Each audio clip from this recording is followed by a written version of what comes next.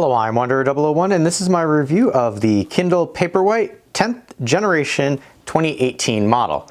Now, I will say that this is not my review per se, this is more of me expressing my wife's feelings of this device as well. Just like the original 2013 model, which I did over there, I got it primarily for her, so these are her input and feedback of the device itself. I have used the device, but not as extensively as she does.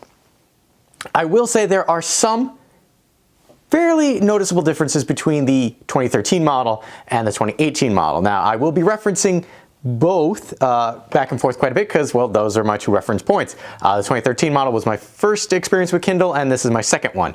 So to start off, what you're looking at form factor wise is a 6.6 inch tall by 4.6 inch wide and a 0.03, and for reference, here is a pen, stylized device. Internally, you're looking at 8 gigabytes of storage or 32. Even the base model is 50% more than you got with the original 2013, which was only 4. You have 5 LED lights that help backlight this e-ink display. Speaking of the e-ink display, you are looking at 300 ppi for your actual text-based stuff. I will have down in the description a lot of the nuanced extras that the device can do itself, only because I don't want to bog you down in the actual review portion of that. It does support Wi-Fi, BG, and N, so it does not actually support AC or the AX, so Wi-Fi 5 or 6 standards. So you're looking at some of those older standards for this. The device itself, as you can see, the front is making my camera go out of focus, but it is actually a little shiny and smooth in comparison to our 2013 model over here, which was a little more textured. Also in comparison, there is a bezel on the 2013 model. You'll notice on the side here, there actually is no lip between the screen and the edge. Now, my wife does say that not having the bezel there does make it easier to swipe when you're reading. However, it does kind of upset her that it doesn't feel quite as distinguished when trying to hold the device while reading. Now we're just gonna move that over to the side there. Bring our 2018 model back into frame. So that's discussing the front. The bottom here, we can bring that into focus. The bottom, which may be a little difficult to see, but there is a power button, a light indicator, and a micro USB charging port for this. Now, Amazon states that you can get 6 weeks of usage based on specific battery levels and light settings and things of that nature. My wife has found that she gets about 2 weeks of usage out of this using both the experimental browser and onboard books that she has, and it takes about 2 hours to charge. Now, the usage time has drastically decreased from the 2013 model, where we used to be able to get a month of usage out of it before actually needing to charge it. So there are going to be some trade-offs. Part of that, I believe, is due to the LEDs, which are much brighter, even at the lowest setting, than the 2013 model, not the original model. Coming along the side, there is nothing to look at on either side, nor on the top here. So we're just going to swap it over to the back. And on the back, you'll notice that it is this slightly rubberized fingerprint magnet there. And you've got your Amazon logo, slightly different. The major trick or difference that the 2018 model has is that it is now IPX8 water resistant. That's kind of your general overlook of the physicality of the device. What we're going to do now is we're going to power it on, let you see what that looks like, and we're going to bring you in for a closer look here. Now in the upper right hand corner, you'll notice that it has the time, your battery level, your Wi-Fi indicator. It will also specify your name and device. Now, being as this was our second device, it did automatically attach itself to my Wi-Fi network.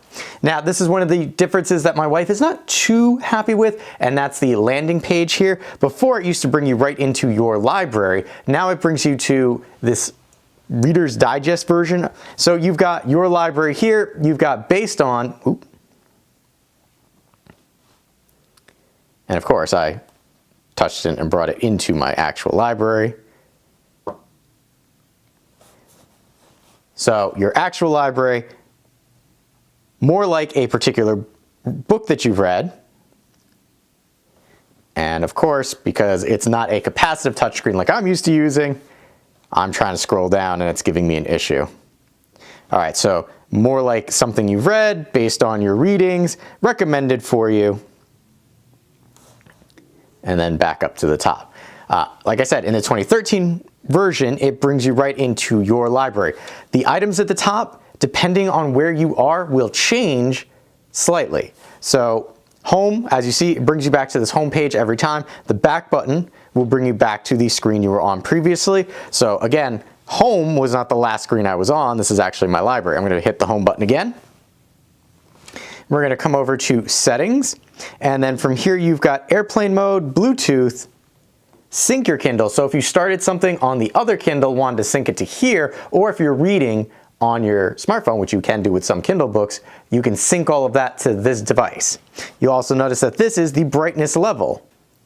All settings which you can access from other areas. I'll show you that a little bit later. And to increase your brightness, we just tap, and slowly but surely the backlight is getting brighter. Now this is what max brightness looks like, as we're going to bring that all the way up and we're going to bleed out all the surroundings except for this. Now I will say, in comparison to the previous version, my wife says she pretty much keeps it on 1 because it's too bright if you start going up too much. Again, the previous Kindle felt like it was a much warmer light. So here, we're actually going to put this one over here and we're going to bring this one into frame. So we're going to go to settings on this one, and then you can see the brightness is set at 3. If we were to raise it, you could see by 11 it starts to get a little bright. But if we were to do 11 on this one, that's what 11 looks like on that one. You could see there's a slight color difference. 2018 is definitely a more blue color, while the 2013 has more of a gray feel to it. So it's not as harsh on the eyes as this one is. I will admit, this one is much sharper, but that could also be partially due to the increased PPI. Also on this one, you may be able to see it over here. If you wanted to, you can just click to max out the brightness in one shot. There was nothing like that on the 2018 version. Now the 13 version, my wife generally kept it at 3 or 4, but like I said, with the 2018 version, she has said that she needs to keep it at 1 because it's just too bright otherwise. All right, so to close your settings, you just have to click somewhere on the Kindle itself. So we're going to go into your library because, well, this is all about reading. So you did notice you had access to Goodreads and the store on the other page because, well, they want you to access those services. Over here, your 3 dots, this is your hamburger menu. You can access your library, your reading list, Kindle Store, Audible Store, Goodreads, shortcut right there, Amazon Free Time. So if you have children and you want to limit their access to certain things, that's how you would do it. Vocabulary Builder we'll get into a little Vocabulary Builder we will get into a little later, as well as the experimental browser. And then this is another way that you can access the full settings, and then you have your create a new collection. But on our reading page, these are several books that she has. In the upper right-hand corner, you can now see the percentage of the book that has been read. This is a combination of books that she's had from her library and free humble books that she's gotten. Before, there used to be like a dotted line underneath to let you know your progression. So what we're going to do is we're going to come all the way back to the beginning, just so you can kind of see those refresh times too. Lower right hand corner shows you how many pages you have of information. You can sort. Grid view is this pictorial list. If you change that to list view, get rid of the pictorial, you can see dots that let you know how much you've completed, but then you don't get to see the actual art. You can also sort by title or author. So we are going to come into this book right here, and we're going to wait and let that load up. All right, so on your actual reading, page, you have some information, a little hard to get up there. There's an option to have your time show up at the top. You also have at the bottom, page and then percentage. Tapping at the bottom will let you show minute left for this chapter based on your current reading speed. Tapping it again, 1 minute left in this book because this book is actually really close to the end. You can show nothing, the time is still up there. Or we can tap again and it just shows loc, and we're going back to page. So since this is actually a book that my wife is almost done with, I'm gonna pick one that she's probably, all right, here we've got one that she hasn't started yet. So if you choose one that you have not read before, you get this little synopsis blurb up at the top, kind of letting you know name, typical time to read it, about the book, about the author, and then popular highlights within, Goodreads, and then you can do settings. So you can actually make the text bigger or smaller now just by pinching and zooming. So there we can select font size. You can see I'm making it smaller just by pinching and zooming. If you select by long pressing, you can highlight now, or you can, so there's highlighting, or I can make a note, or I can share, or I can search. We're gonna turn that off for a second. We're gonna highlight a word and wait. And then from here you have a dictionary definition of that particular word. So that's rather nice. Now you can progress either by swiping from the left or the right, or clicking. When you click, you pretty much progress to the right up until about this point on the Kindle. So every click on that point forward will progress the book. Clicking at the top will bring up your contextual menu again. You can you can set a bookmark. So we can set a bookmark and say set, which will then have that bookmark right there. If you don't want the bookmark, you can click on it again and just exit out. Page display, clicking on this will give us plenty of extra things. We can select custom, compact, standard, large, so we can make this all sorts of interesting to read. We can go even deeper into picking specialized text. We can change our boldness, we can change our size. We can adjust pages. So here if you got spacing, margins, orientation, alignment. So just keep in mind most of these don't have an accelerometer in them, so you can't turn it sideways. I believe the Odyssey has it, but these not so much. Reading, so progress, location in book. Okay, so that's that LOC1. Page in book, time left in chapter, time left in book, and then none. And then show clock while reading, on or off. That's how you get to it. You touch that menu at the top. Themes. So these are predefined things. Most of these are hidden. There's a show icon there, but we're not going to mess with that. So compact, standard, large, and we're going to turn that off because that is what it's like when you are actually reading a book. Now we're going to hit back, which brings us back to our main page here. Now this is just our downloaded books. If we wanted to, we can select all, which will show us books that are also in the cloud. So here you've got one of 14 pages now instead of what we had previously. So not all of these exist on the book, now on the Kindle. The ones that have the check marks in the lower left-hand corner are ones that exist on the Kindle itself. Things like this that do not have the check mark do not exist on the Kindle itself. These are still in the cloud, which you can download at a later time.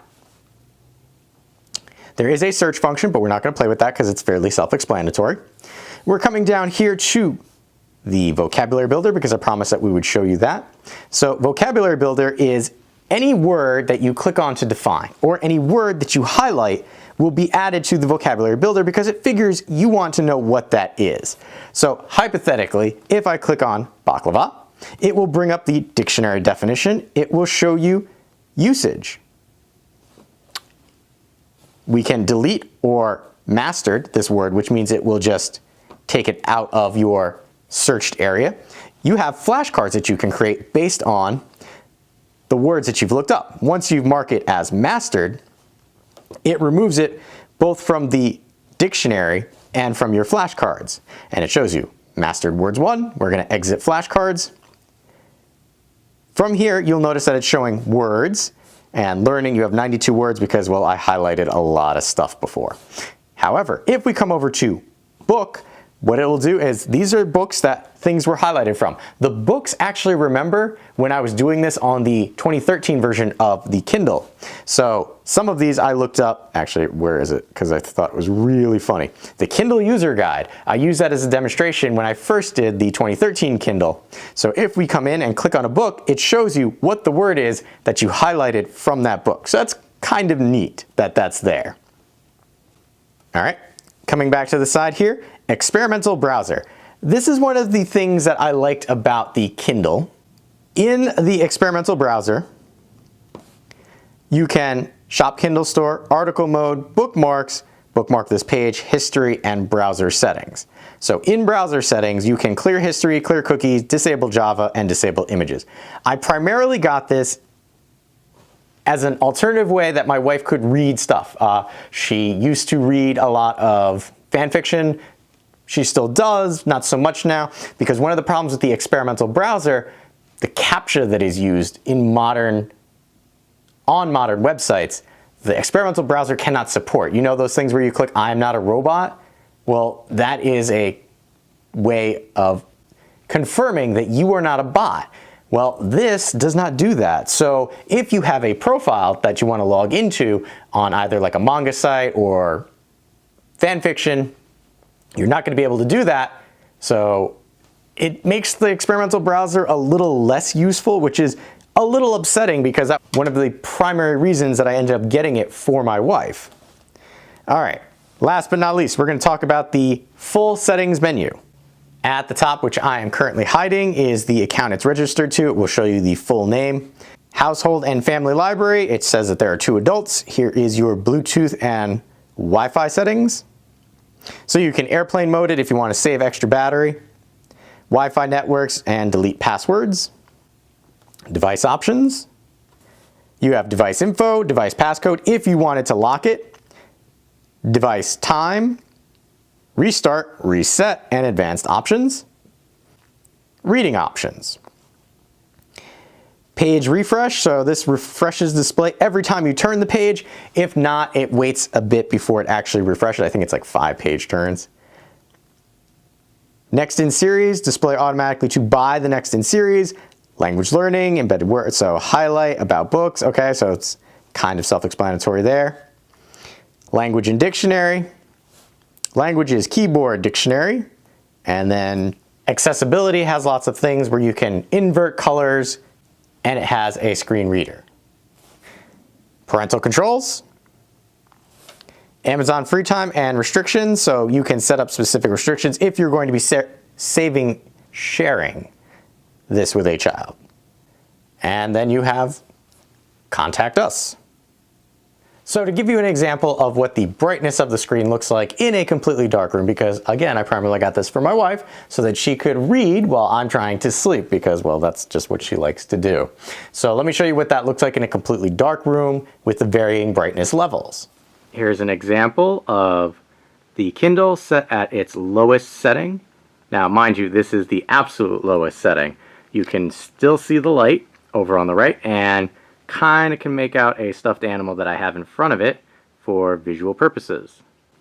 This is setting 4, which is what the 2013 Kindle was set at when my wife would read at night. You can see it is much brighter. You can actually make out kind of what the stuffed animal is, and we'll soon be able to see what it fully is as I turn it up to the fullest setting. This is actually not the brightest setting. This is actually just 14 of the maximum setting. So you can imagine how bright the actual brightest setting will be. Here you can clearly make out what the stuffed animal is, and you can see the wash of the screen over there on the right. So next will be the full brightness of the Kindle. This is the Kindle at its maximum brightness.